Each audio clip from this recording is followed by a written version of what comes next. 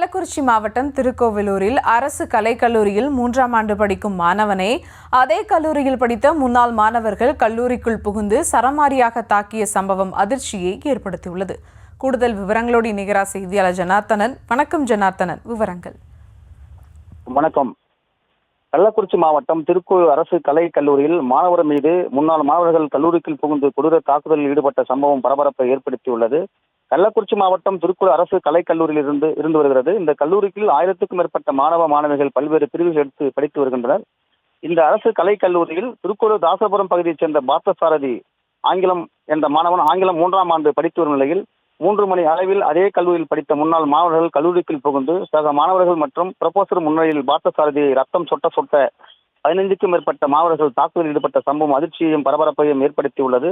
கொடூர தாக்குதலில் ஈடுபட்ட பார்த்தசாரதியை சக மாணவர்கள் ஆம்புலன்ஸ் உதவியுடன் திருக்கோவில் அரசு மருத்துவமனையில் அனுமதிக்கப்பட்டு சிகிச்சை பெற்று வருகின்றார். இந்த சம்பவம் குறித்து திருக்கோவில் போலீசார் விசாரணை மேற்கொண்டு வருகின்றனர்.